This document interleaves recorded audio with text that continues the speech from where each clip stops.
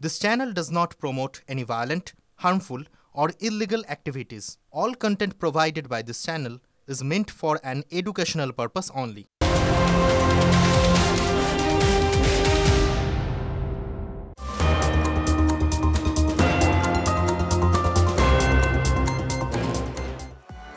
TV9 বাংলায় স্বাগত। দুপুরে সুপার প্রাইম টাইমে ফুল এন্ড ফাইনালি আপনাদের সঙ্গে রয়েছে আমি শর্মিষ্ঠা আর আমার সঙ্গে রয়েছে তনিষ্ঠা। নিয়োগ দুর্নীতিতে মানিক ভট্টাচার্যের বিরুদ্ধে চার্জশিট গ্রহণ করেছে আদালত, কিন্তু কোথাও একটা যেন জটিলতা তৈরি হয়েছে। সেই জটিলতা কোথায় রয়েছে? রত্না চক্রবর্তী বাগচির বিরুদ্ধেও চার্জশিট গ্রহণ করেছে বিশেষ আদালত, সিবিআই এর বিশেষ আদালত, কিন্তু কোথায় সমস্যা জানাবেন আমার সহকর্মী সুপ্রিয় সঙ্গে রয়েছেন। সুপ্রিয়,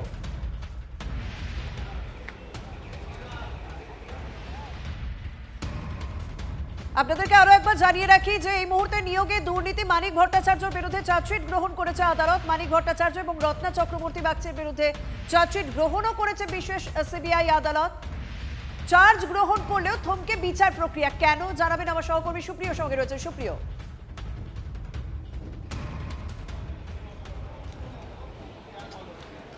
শর্মিষ্ঠা, দেখো, দুজনের নামেই সিবিআইয়ের তরফ থেকে চার্জশিট জমা করা হয়েছে, কিন্তু চার্জশিট জমা করার পরেও চার্জ বা বিচার প্রক্রিয়া যে শুরু করার যে বিষয় সেটা কিন্তু এখনও পর্যন্ত শুরু করা যায়নি। এবং সেক্ষেত্রে এদিন সিবিআইয়ের তরফ থেকে আদালতে যেটা জানানো হয় যে চার্জশিট জমা করার আগেই রাজভবনের কাছে অনুমতি চাওয়া হয়েছিল, কিন্তু এখনও পর্যন্ত সেই অনুমতি মেলেনি বা রাজ্যপালের যে অনুমতি সেটা এখনও পাওয়া যায়নি। আর সেই কারণেই চার্জশিট জমা করার পরেও কিন্তু এখনও পর্যন্ত এই যে দুজন, অর্থাৎ রত্না চক্রবর্তী বাগচি এবং তার পাশাপাশি মানিক ভট্টাচার্য, এদের দুজনের বিরুদ্ধে বিচার প্রক্রিয়া শুরু করা যায়নি বা সেটা সম্ভব হয়নি।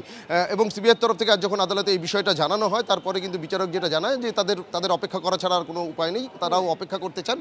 রাজভবনের অনুমতি মিললেই বা রাজ্যপালের অনুমতি পাওয়ার পরেই কিন্তু এই যে চার্জশিট ইতিমধ্যেই নিয়োগ দুর্নীতি মামলাতে দুজনের নামে সিবিআইয়ের তরফ থেকে জমা করা হয়েছে তার উপরে ভিত্তি করে বিচার প্রক্রিয়া শুরু করা কিন্তু হবে, এমনটাও কিন্তু জানা যাচ্ছে। ধন্যবাদ।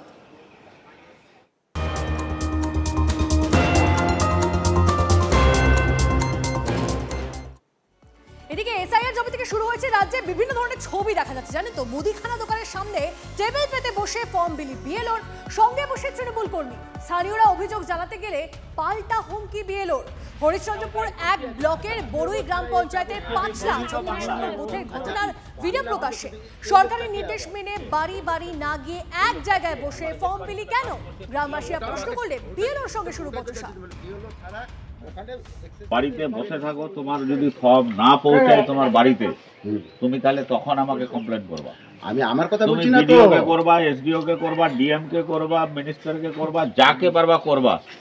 তুমি যদি ফর্ম না পাও তখন আমাকে বলবা। আমি আমার কথা বলছি না, কারো কথা যারই কথা তুমি বলতে, আমি সিস্টেমটার কথা বলছি। তুমি যেই সিস্টেমেরই কথা বলছো না, ওটাই বলছি আমি। সিস্টেমটা কে পেলো না পেলো আমি ওটার কথা জিজ্ঞেস করছি না। ফর্ম আমি সবাইকে পৌঁছে দিব, ঠিক আছে? এবার আমি রাস্তায় দিই, কেউ তো রাস্তায় নিতে পারে আমার কাছ থেকে ফর্ম। হ্যাঁ, ওটাই তো যারা রাস্তায় নিচ্ছে ওরা খুশিতে নিচ্ছে, ওরা কি অভিযোগ করেছে, ওরা কি বলছে আমাকে যে তুমি আমার বাড়িতে। এই নিয়ে কথা বলবো আমাদের প্রতিনিধি শুভতোষ আমাদের সঙ্গে রয়েছে। শুভতোষ, মুদিখানা দোকানের সামনে টেবিল পেতে ফর্ম বিলি করছেন একজন বিএলও, কেন? কারণ কিছু তো নিয়ম বেঁধে দেওয়া হয়েছে, সেই নিয়ম মানবেন না কেন একজন বিএলও হয়ে? দেখো, এই যে সমস্ত নিয়ম বা বিধি রয়েছে তার সবটাই কিন্তু উল্লঙ্ঘন করা হচ্ছে এবং একের পর এক ঘটনা সামনে আসছে।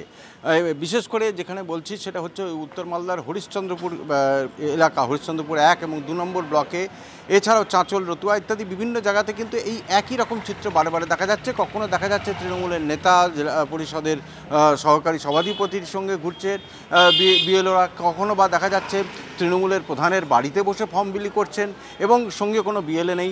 এবং একই সাথে এটাও দেখা গেল যে এটা হরিশ্চন্দ্রপুর 1 নম্বর ব্লকের বড়ুই গ্রাম পঞ্চায়েতের 5 লাখ গ্রাম।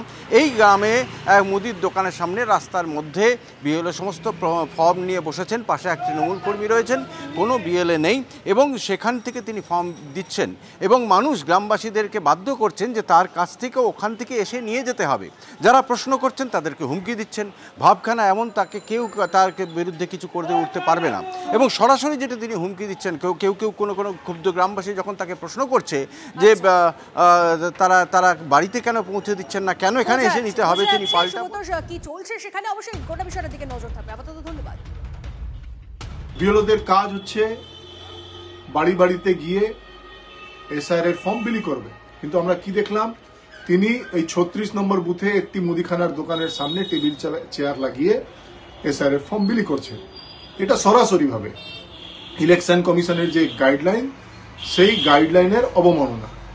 আমরা আজকে এই বিএলও মোস্তাদ হোসেন তার বিরুদ্ধে ইলেকশন কমিশনে লিখিতভাবে অভিযোগ জানাবো। তো আমি বুঝতে পারছি না যে ওনাদের কি মস্তিষ্ক বিকৃতি হয়ে গেছে। কখনো বলছে যে ঘরের ভিতরে কেন বসে করছে, কখনো বলছে দোকানে কেন করছে।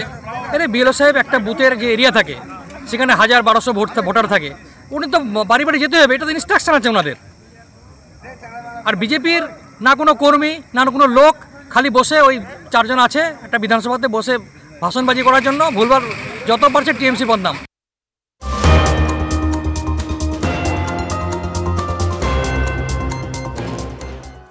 আরো বেশ কিছু অভিযোগ, আরো বেশ কিছু ছবি সামনে আসছে। জানি তো রাতের অন্ধকারে তৃণমূলের বিএলএ কে সঙ্গে নিয়ে এসআইআর এর ফর্ম বিলি করছেন বিএলও।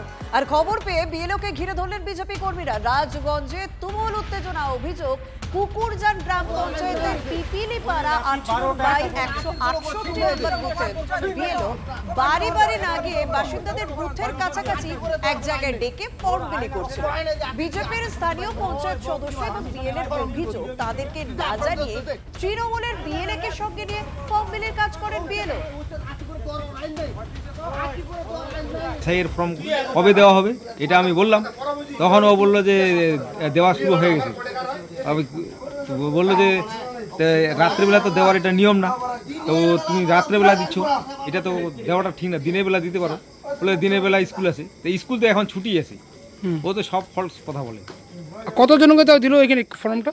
হ্যাঁ, ফর্মটা কতজনকে দিল এখানে? ফর্মকে মোটামুটি 4-5 জনকে দিল। তারপরে আমি চলে আসলাম, আসার পরে আমি তারপরে বললাম যে এইগুলো তো বাড়ি বাড়ি দেওয়ার কথা।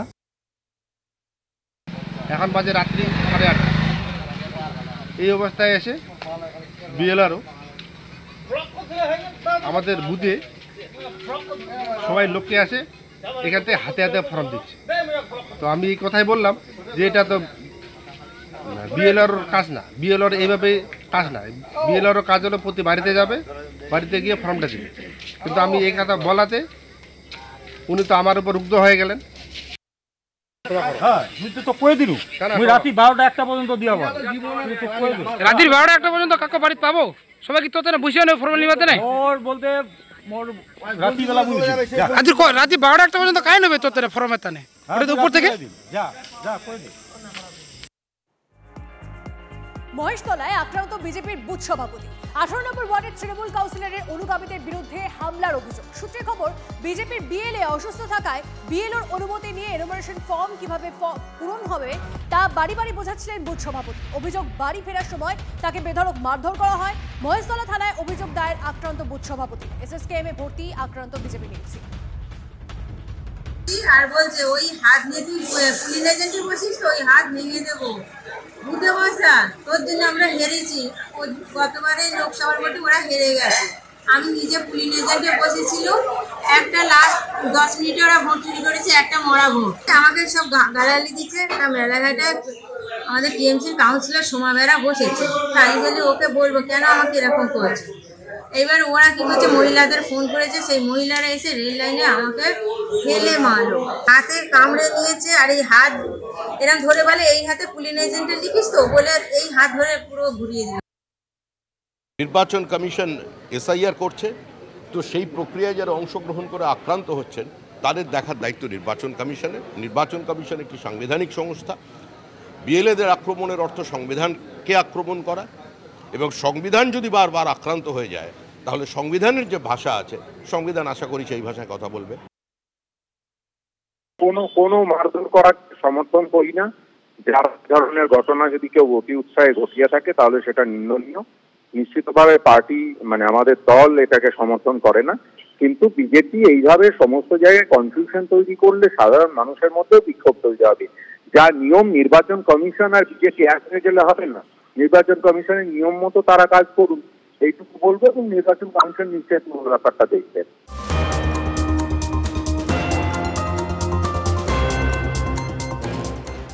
তৃণমূলের ভোট রক্ষা শিবির, আর সেখানে উপচে পড়া ভিড়। বাঁকুড়া শহরের 19 নম্বর ওয়ার্ডে খোলা হয়েছে শিবির। ভোটারদের তথ্য খুঁজে দিতে সাহায্য করছেন তৃণমূল কর্মীরা।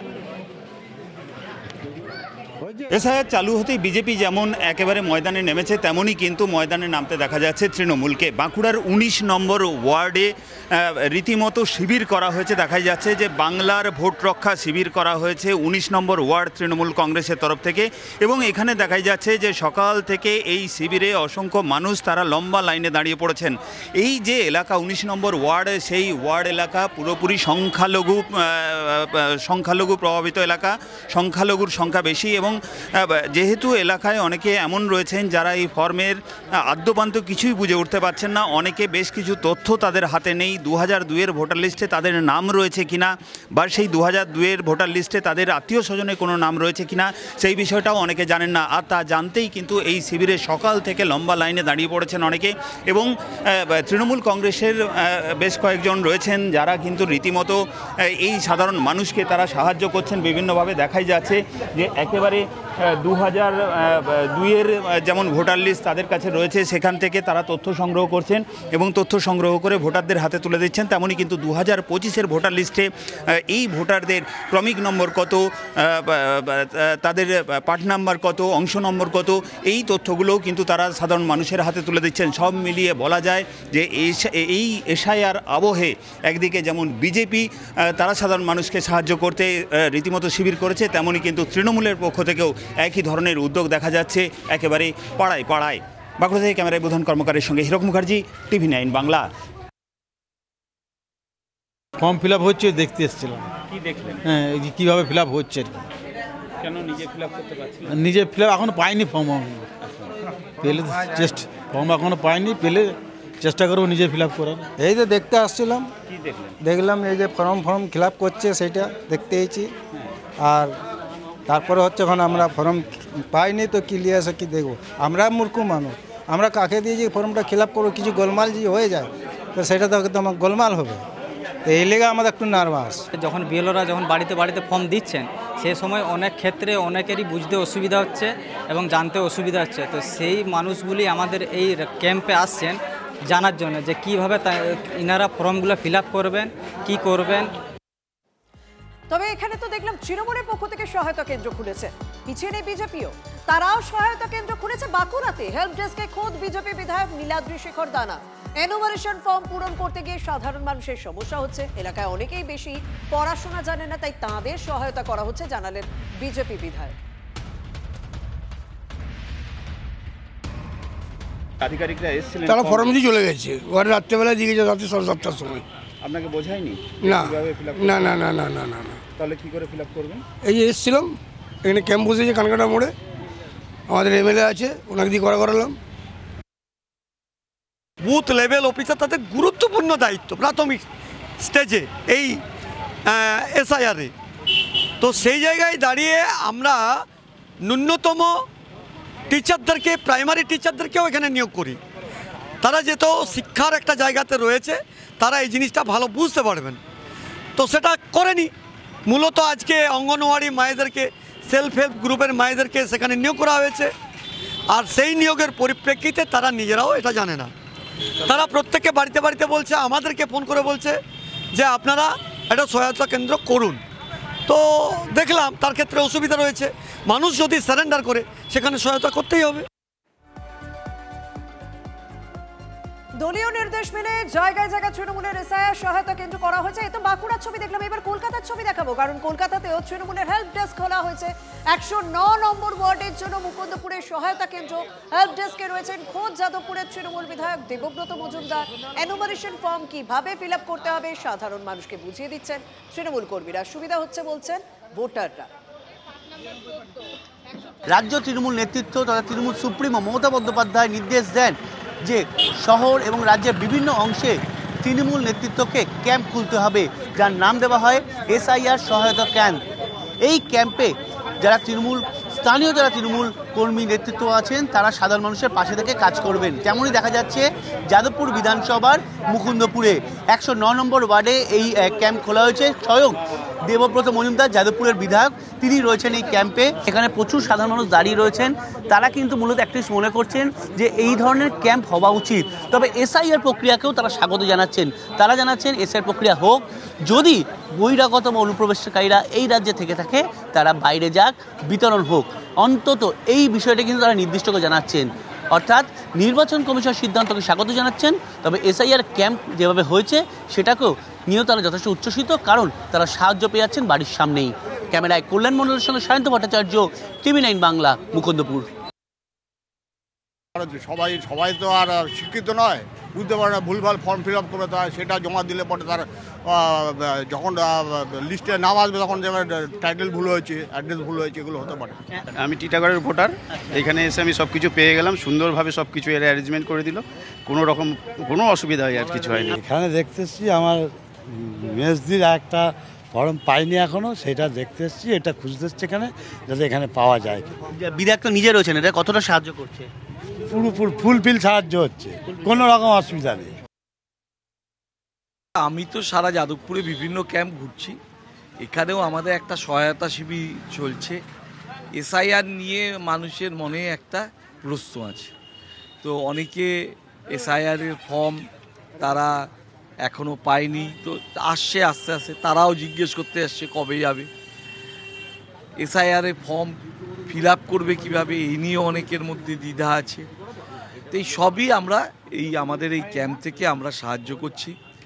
বিভিন্ন জায়গায় বিএলওরা যে পৌঁছচ্ছে, বিএলওরা অনেক জায়গায় চেনে না, তো সমস্ত দলের বিএলএরাই তাদের সাথী হয়ে সেই সব বাড়িতে পৌঁছে দিচ্ছে।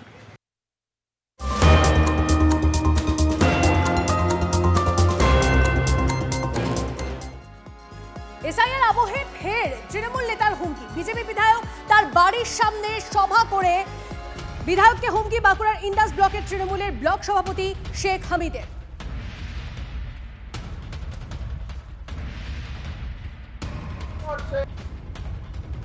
এই আমরাগড় থেকে যখন সিপিএম ঢুকিয়েছিল গোবিন্দপুর, ছুটিয়েছি রাস্তায় রাস্তায়। আপনাকে আজকে বলে দিলাম, সোজা বাংলা ভাষায়, চমকাবেন না, ধমকাবেন না। একবার যদি রাস্তা ছেড়ে দিই, আমার ছেলেরা কেউ লাঠি ধরা ভুলে যায়নি। আমার ছেলেরা তৃণমূল কংগ্রেসের বরিষ্ঠ কর্মীরা, যোদ্ধারা, সৈনিকরা লাঠি ধরতে ভুলে যায়নি, লাঠি ধরা বারণ আছে। আপনাকে আবার রিপিট করছি, লাঠি ধরতে ভুলে যায়নি, লাঠি ধরা বারণ আছে। যদি একবার লাঠি ধরতে বলে, তোমার গাড়ি আসতে থাকবে না, তোমার টিকি খুঁজে পাওয়া যাবে না, তুমি এখানে থাকবে না, তোমার চামচাদের খবর নেওয়ার কেউ থাকবে না। গতকাল ইন্ডাসে বিজেপি বিরোধী প্রচার করেছিল তৃণমূল। অভিযোগ তখনই সেই টোটো আটকে তৃণমূল কর্মীদের ধমকান স্থানীয় বিজেপি বিধায়ক নির্মল ধারা। তারপরই বিধায়কের বাড়ির সামনে সভা করে তৃণমূল ব্লক সভাপতির এই মন্তব্য। পরে স্টেজ থেকে নেমেও নিজের মন্তব্যে অনড় তৃণমূল নেতা। মমতা বন্দ্যোপাধ্যায় 2011 সালের পর তিনি বলেছেন, বদলা নয় বদল চাই। আমরা সেই মন্ত্রী বিশ্বাসী। যদি দিদিমণি একবার এই কথাটা তুলে নেন, আমরা তৃণমূল কংগ্রেস কর্মী যারা এলাকা বিশৃঙ্খল করতে আসছে, আমরা নিজেরা বুঝে নিতে পারবো না। ওরও জানা দরকার যে প্রতিটি কেয়ারই একটা প্রতিক্রিয়া আছে। কেউ যদি ইট মারে, তাকে তো পাটকেল খেতেই হবে, তাই না? সেটা ওরও জানা দরকার আছে। এবং বিভিন্ন জায়গাতে দেখা যায় স্যার ফর্ম বিলি হচ্ছে এবং মাত্র সেখানে বলছে দু কপি ফটো লাগে। এই তো চলছে, শুধু মিথ্যা অপপ্রচার, অন্য কিছু নয়। তৃণমূল দলটাই নোংরা কালচার তাদের।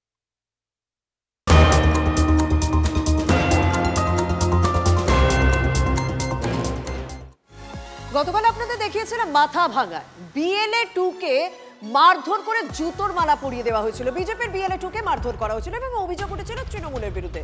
সেই ঘটনায় ইতিমধ্যেই 3 জনকে গ্রেফতার করা হয়েছে। গতকালের ওই ঘটনার পর অভিযোগ দায়ের করে বিজেপি। সেই ঘটনার পরিপ্রেক্ষিতে 3 তৃণমূল কর্মীকে গ্রেফতার করা হয়েছে। যদিও ধৃত তৃণমূল কর্মীরা তারা বলছেন এই ঘটনার সঙ্গে তাদের কোনো যোগাযোগ নেই। আমার সঙ্গে রয়েছেন সহকর্মী সুমন কল্যাণ। সুমন, যাদেরকে গ্রেপ্তার করা হয়েছে তারা বলছে যে এই ঘটনার সঙ্গে তাদের যোগ নেই। তাহলে বিএলওকে মারধর করে জুতোর মালা পরালো কে?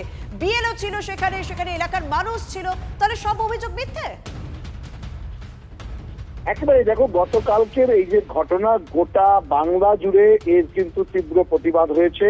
গতকালকে বিজেপির মাথা ভাঙার যারা নেতা কর্মীরা রয়েছেন তারা মহকুমা শাসকের দপ্তরে গিয়ে অভিযোগ দায়ের করেছেন এবং বিএলওর সামনে এই ঘটনা ঘটেছে এবং বিএলও তিনি স্থানীয় তৃণমূল নেতার ভাই, এভাবেই কিন্তু জানিয়েছে যে যাকে জুতোর মালা পরানো হয়েছিল। ফলে আজকে তাদেরকে আদালতে তোলা হয়েছে, থানাতে গ্রেপ্তার করে নিয়ে আসা হয়েছে। তাদের যেটা বক্তব্য, এই ঘটনার সঙ্গে তাদের কোনো যোগ নেই, এটা বিজেপি ইচ্ছাকৃতভাবে করেছে। ফলে অভিযোগ এবং পাল্টা অভিযোগ এটা কিন্তু আমরা গতকালকেও শুনেছিলাম, আজকেও প্রকাশ্যে তারা বলেছেন। ফলে যে ঘটনাকে কেন্দ্র করে এই যে বিষয়টা উঠে এসছে, এটা কিন্তু এলাকায় একটা তীব্র প্রতিক্রিয়া হয়েছে এবং শুধু এলাকায় নয়। কেন আপনাদের আমি জানি না, পুজোর আগ থেকে আপনারা কি বিএলওকে মারধর করেছিলেন? না না, আমি ছিলাম না ওখানে। জুতোর মালা পরানোর অভিযোগ উঠেছে আপনাদের সব মিত্র ওদের বিজির সবাই জুতোর মালা পড়াচ্ছে, সিনেমা লাগা আছে, সিনেমা পুলিশ চেক করে কে জুতোর মালা ওকে পড়াইছে, ওদের বিজেপির সভাপতি সভাপতি জুতোর মালা ওকে পড়াইছে।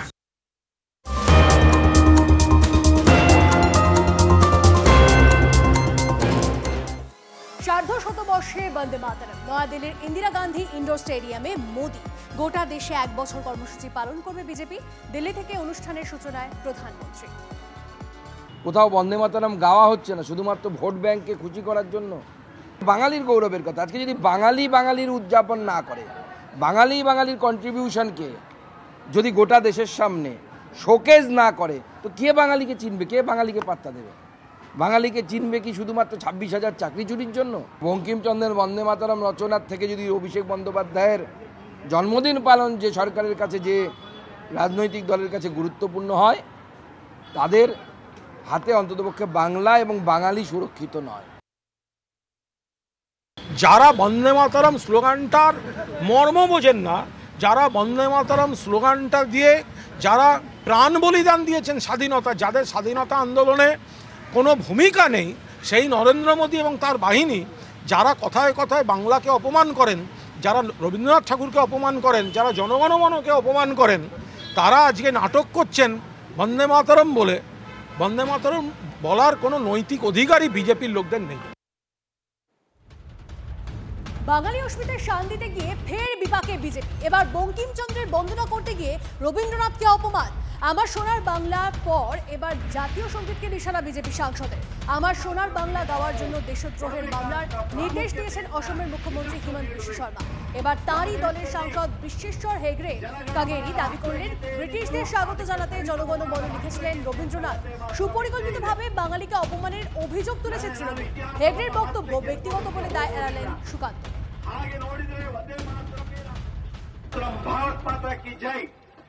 রবীন্দ্রনাথ সবসময় তার গোটা লেখা, গোটা জীবন, গোটা সাহিত্য এবং অন্যান্য কর্মের মধ্যে দিয়ে সবসময় হিন্দু এবং মুসলমান এই যুক্ত ঐক্যের কথা বলে গেছেন, সম্প্রীতির কথা বলে গেছেন। এটাও বিজেপির একেবারে নাপছন্দ। রবীন্দ্রনাথের এই তত্ত্ব তারা একেবারেই তাদের পছন্দ নয়। যেভাবে কালকে রবীন্দ্রনাথকে অপমান করেছে, আমরা তার জন্য ধিক্কার জানাই, আমরা তার নিন্দা জানাই। আবার বলি, 11 ডিসেম্বর এই গান রচনা হয়েছিল, 27 ডিসেম্বর এই গান প্রথম গাওয়া হয়। এই গানের সঙ্গে পঞ্চম জর্জের আসা বা যাওয়ার কোনো সম্পর্ক নেই। খগেশ্বর নাকি বিশ্বেশ্বর হেগড়ে, সেটা জানার কথা নয়, তিনি জানেন না, তিনি বিজেপির লোক, তিনি অপমান করে যাচ্ছেন রবীন্দ্রনাথ থেকে শুরু করে গোটা বাঙালি জাতিকে। আমরা এটার ধিক্কার জানাই। এটা একটা সুপরিকল্পিত একটা এজেন্ডা। ইদানিংকালে যে বন্দে মাতরমের সঙ্গে জনগণ মনে যে লাগিয়ে দেওয়ার চেষ্টা হচ্ছে, যে বিভাজন করার চেষ্টা করা হচ্ছে, এটা তারই একটা সুদূরপ্রসারী, এই এজেন্ডার এটা একটা সুদূরপ্রসারী একটা কৌশল, যে রবীন্দ্রনাথকে ছোট করো, রবীন্দ্রনাথকে ছোট করো, রবীন্দ্রনাথকে ছোট করো।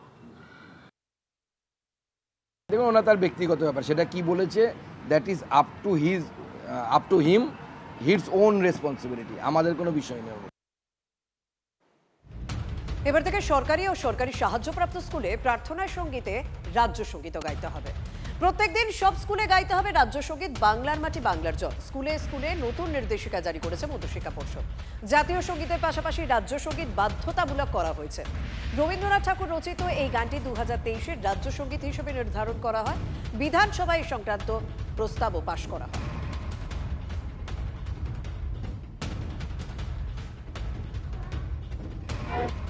একাধিক রাজ্যে রাজ্য সঙ্গীত আছে, তাহলে উড়িষ্যায় যদি রাজ্য সঙ্গীত থাকে এবং সেটা যদি বিজেপির কাছে চাপিয়ে দেওয়া না হয়, তাহলে বাংলার ক্ষেত্রে রবীন্দ্রনাথের লেখা রাজ্য সঙ্গীত যদি মাননীয় মুখ্যমন্ত্রী নির্বাচন করে থাকেন, একাধিক রাজ্যেই তো রাজ্য সঙ্গীত সত্যিই আছে, বিজেপি শাসিত রাজ্যও আছে, তাহলে সেইটা ফোর্স নয়।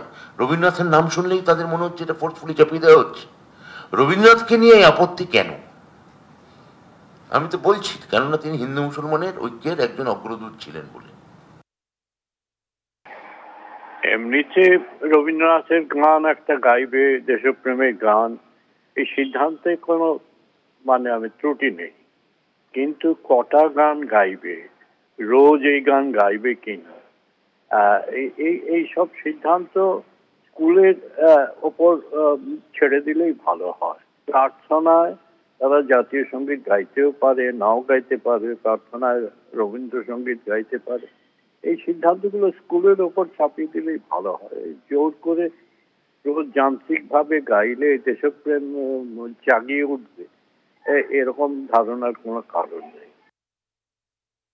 কেউ যদি রাত্রিবেলা স্বপ্ন দেখেন যে আমি প্রধানমন্ত্রী, আর তার ম্যানিফেস্টেশনটা সকালবেলা উঠে হয় যে আচার আচরণ শরীরী ভাষা দিয়ে নিজেকে প্রধানমন্ত্রী প্রমাণ করা, এবং তার দলের কিছু মানুষ যারা বিভিন্ন সময় স্লোগান দিয়েছিলেন পরবর্তী মুখ্যমন্ত্রী প্রধানমন্ত্রী, তো এটা তো আমরা দেখেছি। এগুলো আমাদের কি করার আছে বলুন?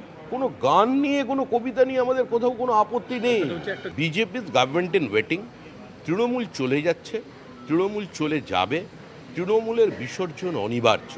সুতরাং পশ্চিমবঙ্গের মানুষ এই মুহূর্তে তৃণমূল কি করলো, তৃণমূল কি বলল, কে তৃণমূল থেকে চলে গেলেন, কে তৃণমূলে এলেন, এ নিয়ে তাদের কোনো উৎসাহ নেই। আর শুরুতেই আমাদের নন্দীগ্রামের দিকে নজর রাখতে হবে, যেখানে এসআইআর ফর্ম বিলিকে কেন্দ্র করে রীতিমতো পরিস্থিতি উত্তপ্ত হয়েছে। কালীচরণপুর গ্রাম পঞ্চায়েত এলাকায় গড়চক্র বেরিয়ায় বিএলওকে এনুমারেশন ফর্ম দিতে বাধা দেওয়া হয়েছে বলে এরকমই অভিযোগ উঠছে বিজেপির বিরুদ্ধে। আমার সঙ্গে রয়েছেন সহকর্মী কনিষ্ক। কেন বাধা দেওয়া হলো, ঠিক কি ঘটেছে, তৃণমূল কি বলছে? দেখো সর্বিষ্ঠা, মূলত অভিযোগটা উঠেছে নন্দীগ্রাম থানার অন্তর্গত নন্দীগ্রাম 1 ব্লকের গড় চক্রবেড়িয়া বা কালীচরণপুর গ্রাম পঞ্চায়েত এলাকার গড় চক্রবেড়িয়াতে। মূলত যেটা অভিযোগ তৃণমূল পক্ষ থেকে যেটা অভিযোগ করা হচ্ছে যে বিএলও অর্থাৎ এই এলাকার যে বিএলও তিনি যখন ফর্ম এনুমারেটর ফর এসআইআর এর ফর্ম ডিস্ট্রিবিউট করছিলেন, তার সঙ্গে তৃণমূলের এজেন্টকে, তৃণমূলের বিএলও 2 কে নিয়ে তিনি ঘুরছিলেন, এমনটাই কিন্তু অভিযোগ করা হচ্ছে। আর কেন তৃণমূলের এজেন্টকে নিয়ে তারা ঘুরছেন সেইটা নিয়ে রীতিমতো বিএলও কে শাসানি দেওয়া হয় বিজেপির কর্মী সমর্থকদের পক্ষ থেকে বলে অভিযোগ। তার পাশাপাশি কিন্তু বিএলও কিন্তু সমগ্র বিষয়টা জানেন যে বিএলও যখন এলাকায় ভিজিট করবেন সমস্ত রাজনৈতিক দলকে জানানো হয়েছে। তুমি আমাদের সঙ্গে থেকে এই মুহূর্তে সেই ছবি, যে ছবি ইতিমধ্যে ভাইরাল হয়েছে, সেই ছবি আপনাদের সামনে তুলে ধরছি।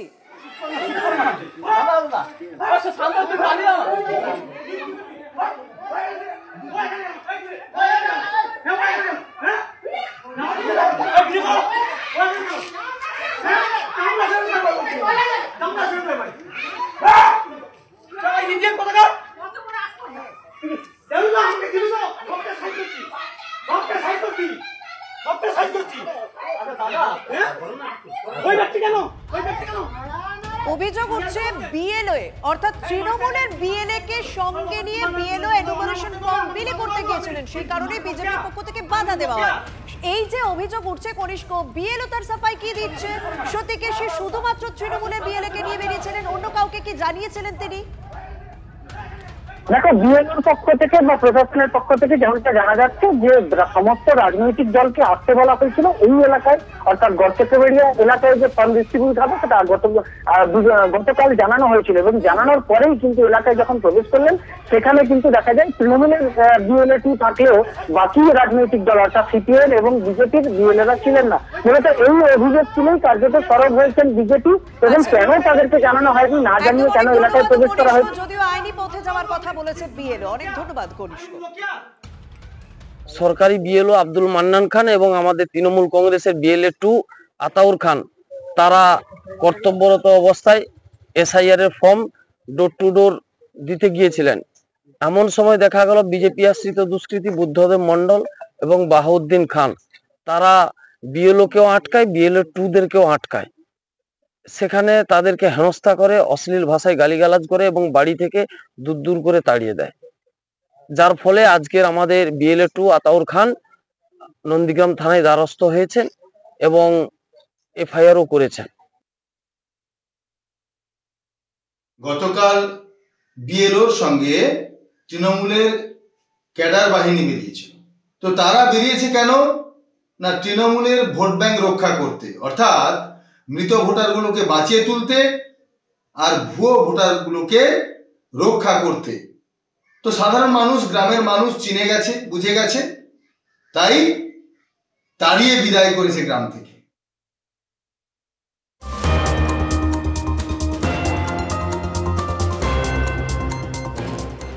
আর এই মুহূর্তে আরো একটা বড় খবর আসছে আপনাদেরকে জানিয়ে রাখি, রানীগঞ্জের তৃণমূলের SIR সহায়তা ক্যাম্প, সেই ক্যাম্পে হামলা, ছেড়া হলো ফ্লেক্স, অভিযুক্ত বিজেপি।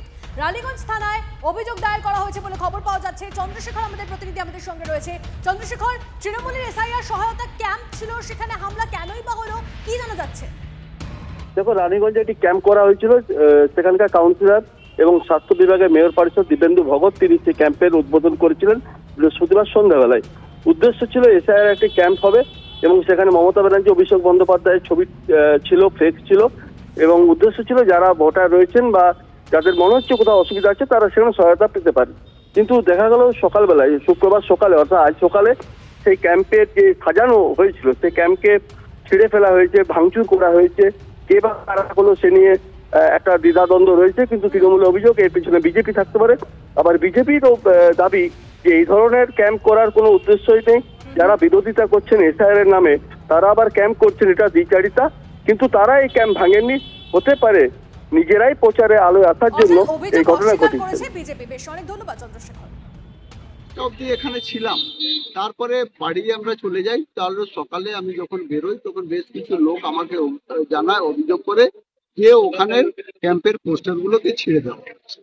তো এখানে বেশ কিছু যারা বিরোধী দলের দুষ্কৃতীরা এখানে আনাগোনা আছে, থানায় কমপ্লেন করব এবং এইসব দুষ্কৃতীদের অবিলম্বে আমি বলবো তাদের বিরুদ্ধে ব্যবস্থা নেওয়া হোক।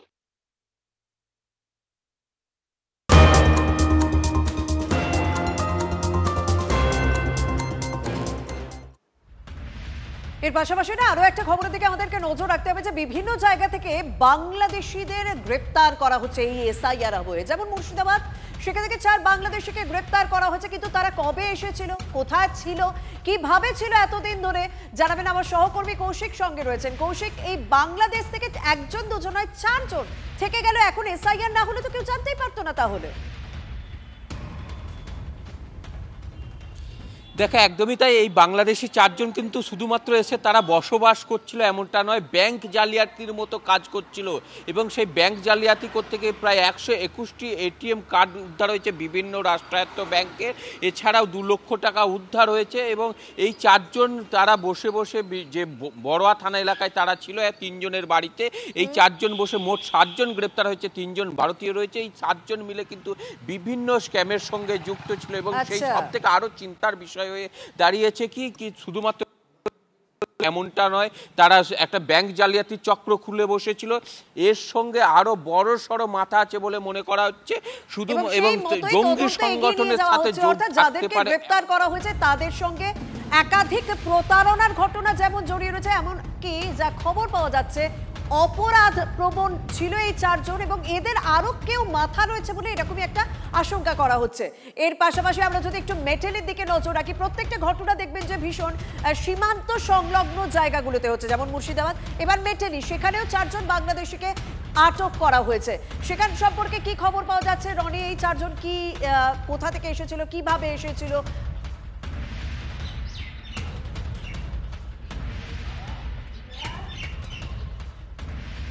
আমরা কথা বলবো আমার সহকর্মী রনির সঙ্গে। তবে প্রত্যেকটি জায়গায় দেখছি সীমান্ত সংলগ্ন এলাকা থেকেই বারবার এই বাংলাদেশি গ্রেপ্তারের ঘটনা ঘটছে, অনুপ্রবেশকারী গ্রেপ্তারের ঘটনা ঘটছে।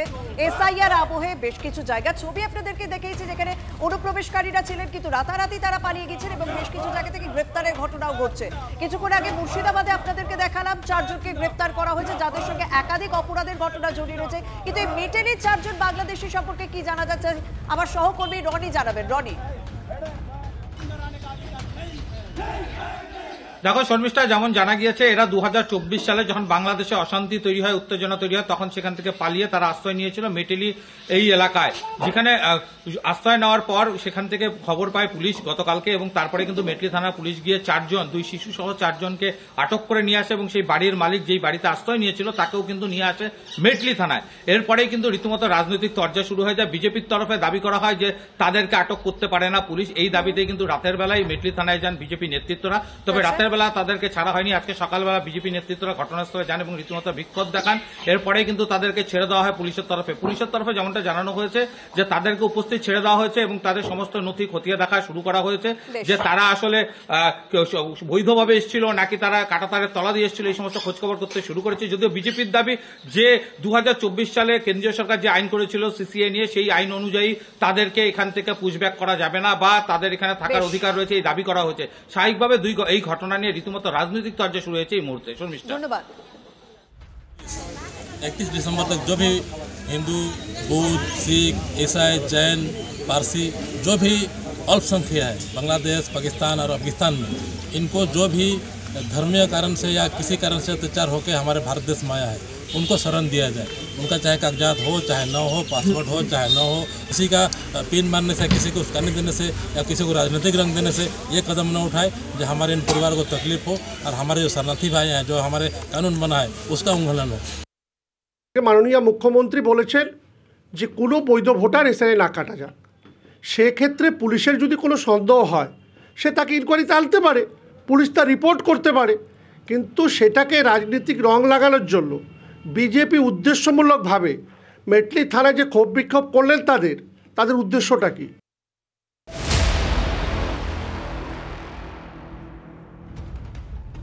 আর এই মুহূর্তে আরো একটা খবর দিয়ে আপনাদের সীমান্তের দিকে আমাদের নজর রাখতে হচ্ছে, কারণ সীমান্তে নীরব শক্তি প্রদর্শন ভারতের।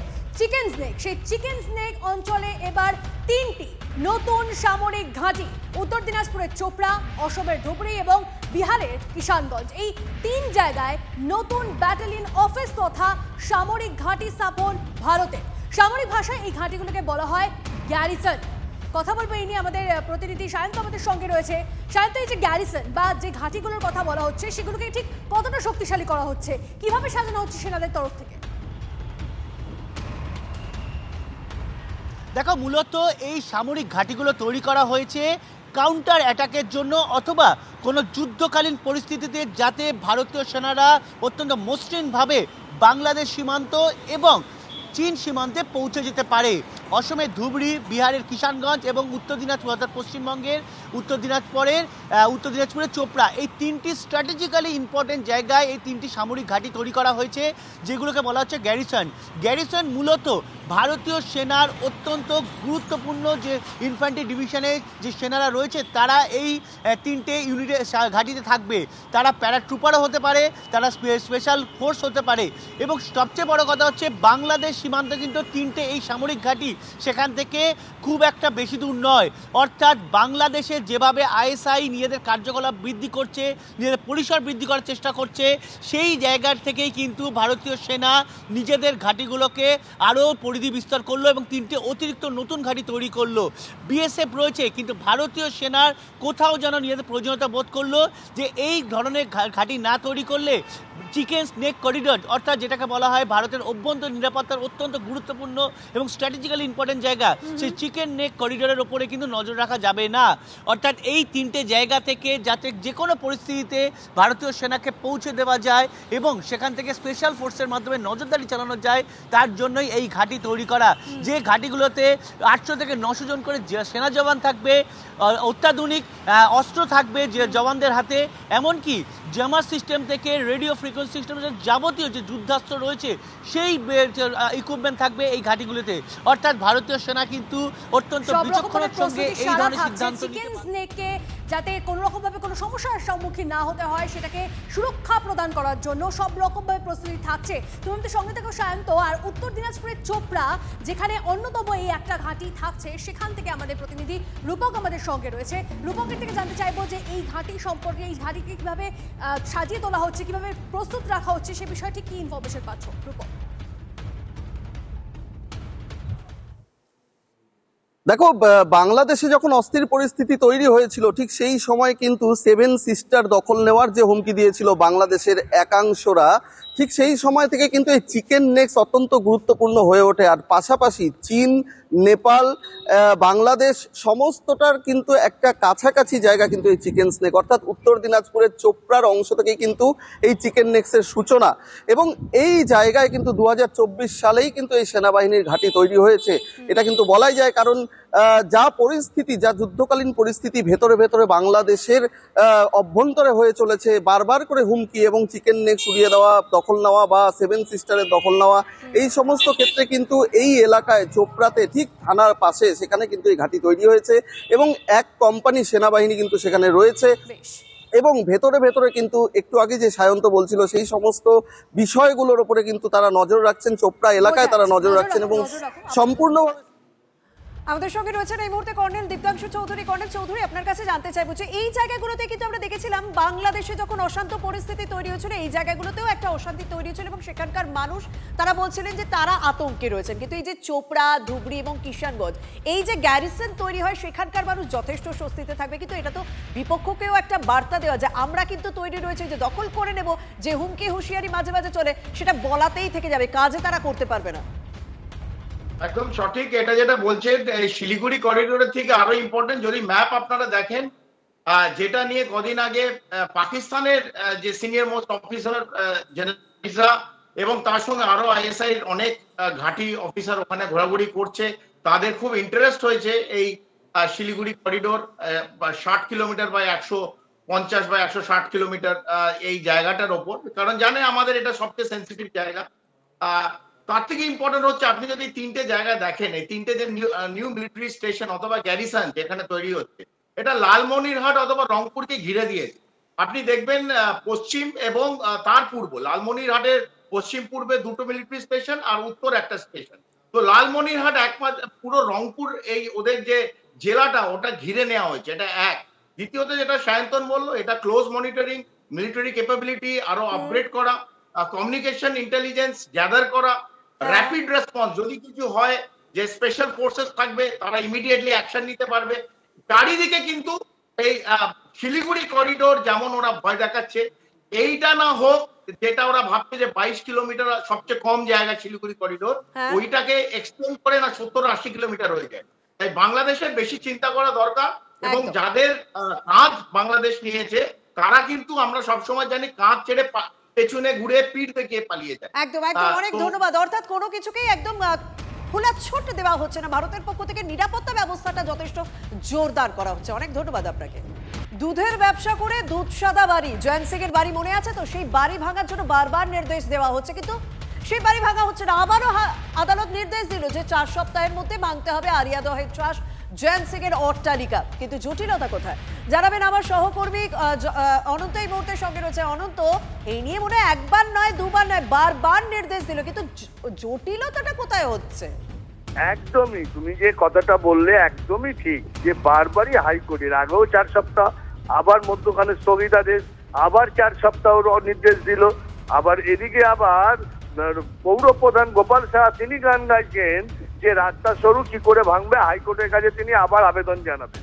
যদি রাস্তা সরুই হয় বাড়ি ভাঙার ক্ষেত্রে, যদি পেলেটার না ঢোকে, তাহলে শ্রমিক দিয়ে বাড়ি ভাঙা হোক, শ্রমিক লাগিয়ে হাতুড়ি দিয়ে বাড়ি ভাঙা হোক, সেটা কেন করছেন না তিনি?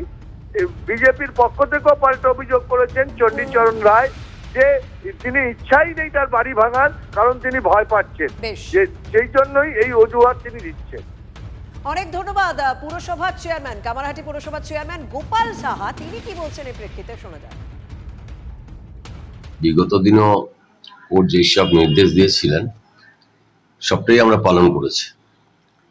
এবারও যে নির্দেশ দিয়েছেন 4 সপ্তাহের মধ্যে, তো এর আগেও আমরা করেছিলাম 4 সপ্তাহের জন্য বলেছিলেন, আমরা পেয়ার করেছিলাম। সময় বাড়ানোর কথা এই কারণে বলছি, বড় পরিসর জায়গায় একটা কাজ করা আর একটা ঘিঞ্জি জায়গায় কাজ করা, এবং বিশেষ করে লেবার পাওয়া এসব ব্যাপার রয়েছে। তো সেই কারণে দেখা যাক, আমরা শুরু করব, নিশ্চয়ই শুরু করব। তাদেরকে নোটিশ দিতে বলেছে, আমরা 2-1 দিনের মধ্যে নোটিশ দিয়ে দিচ্ছি। তারপর কোর্টকে জানাবো যে অসুবিধা হচ্ছে, সেই অসুবিধাকে এর জন্য কোর্ট যা বলবেন সেটাই করবো। কোর্টের নির্দেশ আমরা সবসময় পালন করে এসেছি, এক্ষেত্রেও করব।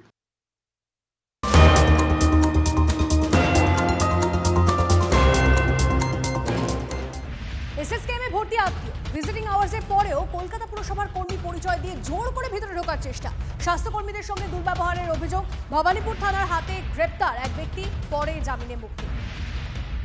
হাসপাতালে ঢুকে তর্কাতর্কি ও অভদ্র আচরণের জন্য গ্রেফতার করলো এক ব্যক্তিকে।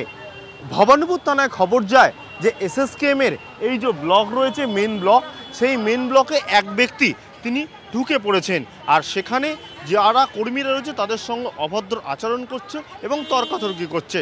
সঙ্গে সঙ্গে আউটপোস্টে খবর যায় এবং আউটপোস্ট থেকে চলে আসে পুলিশ। তারপর সেই ব্যক্তিকে গ্রেফতার করা হয়। পুলিশ সূত্রে খবর যে সেই ব্যক্তি তার নাম পরিচয় দিয়ে তিনি ভেতরে ঢোকেন এবং তিনি বলেন যে তিনি পুরসভার কর্মী। যদিও পুলিশ সূত্রে খবর যে সেই ব্যক্তির মা এখানে ভর্তি রয়েছিলেন, কিন্তু সে এসে অভদ্র আচরণ করে, তার জন্যই তাকে গ্রেফতার করা হয়েছে। ক্যামেরায় অমিত দাসের সঙ্গে সুশমন ভট্টাচার্য, TV9 বাংলা।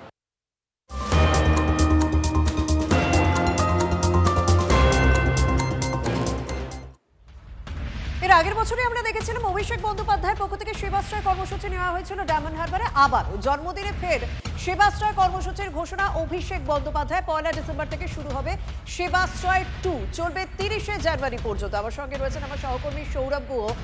সৌরভ গুহ, আজকে যখন অভিষেক বন্দ্যোপাধ্যায় পোস্ট করেছেন তাতে আমরা দেখলাম যে গত বছরের যে সাফল্য, সেই সাফল্যও উল্লেখ করা হয়েছে। মানে এটা ডায়মন্ড হারবারে মানুষের অনেকটা সাহায্য হচ্ছে বলে তিনি দাবি করেছেন। কিন্তু সত্যি এতে যেহেতু রাজনৈতিক মানুষ, কোথাও কি রাজনৈতিক কারণ লুকিয়ে রয়েছে এই সেবাশ্রয় 2 এর পেছনে, যদিও সামনে নির্বাচন রয়েছে?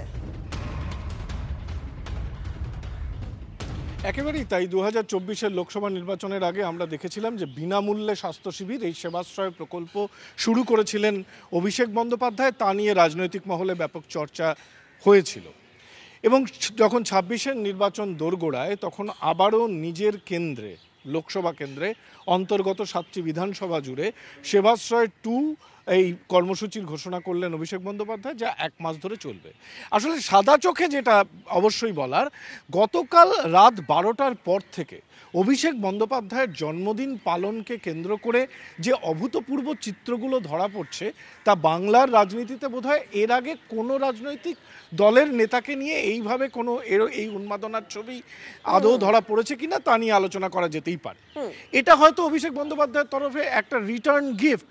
গতকাল রাত থেকে ডায়মন্ড হারবার জুড়ে যে উৎসব চলেছে, আজকে সকালবেলায় তিনি তার রিটার্ন গিফট দিলেন। অবশ্যই রাজনৈতিক একটা তাৎপর্য তো রয়েছে। আমি তোমাদের লোক, এই বার্তা আরও একবার দেওয়া, এবং স্বাস্থ্যের মতো একটা গুরুত্বপূর্ণ বিষয়, সেই সেবাকে কেন্দ্র করে আসলে ভোটের ময়দানে ওয়ার্ম আপটাই সারছেন অভিষেক বন্দ্যোপাধ্যায়, এমনটাই মনে করছে রাজনৈতিক মহল। ধন্যবাদ সৌরভ।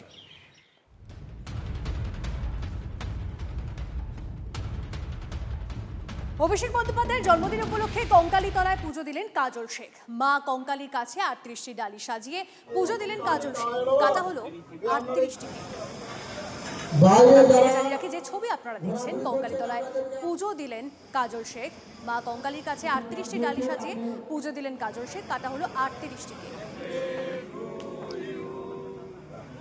যেহেতু সবার পক্ষে কলকাতা যাওয়া সম্ভব নয়, তাই আমরা মা কঙ্কালীর কাছে 38টি ডালি নিয়ে মা কঙ্কালীর কাছে গিয়েছি। 38 জন ব্লাড ডোনারকে দিয়ে ব্লাড ডোনেশন ক্যাম্পের আয়োজন এখানে করা হয়েছে। সেখানে 38টি ব্লাড ডোনেট, 38 জন ব্লাড ডোনেট করবে। তারা প্রত্যেককে মামাটি মানুষের সৈনিক। আমার মায়েরা বোনেরাও এখানে ব্লাড ডোনেট করছে। যারা প্রথম ডোনার তারাও এসেছে।